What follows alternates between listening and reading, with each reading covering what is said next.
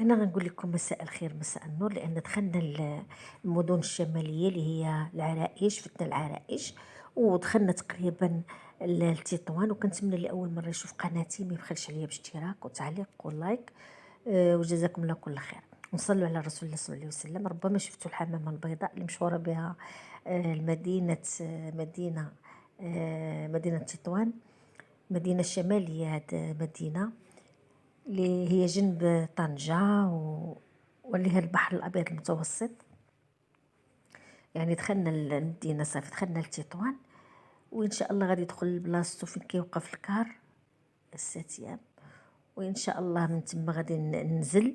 هي فاش غادي نجي هنايا مباشرة المحل اللي وريتو لكم في البث المباشر، وإن شاء الله نعود بث آخر تاني في الشقة نيت اللي أنا أجرت، وانتم معايا لاخر الجوله ان شاء الله. ونصلوا على الرسول صلى الله عليه وسلم.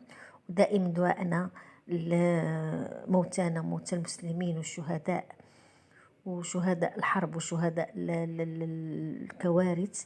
إنا لله وإنا إليه راجعون. الله يرحم موتانا موتى المسلمين، وشافي مرضانا ومرضى المسلمين،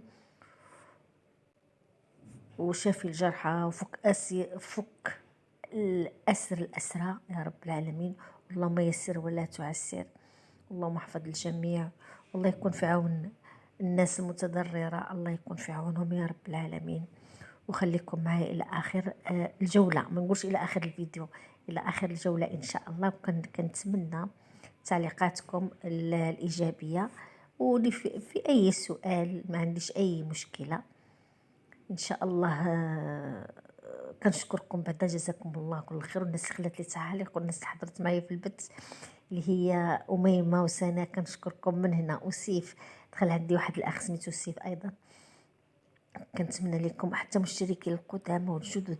تحياتي لكم جميعا جميعا جميعا جميعا بدون استثناء، في كل البلدان في كل الدول. تحياتي لكم وشكرا لكم جميعا جميعا جميعا. وخليكم معي إلى آخر الفيديو.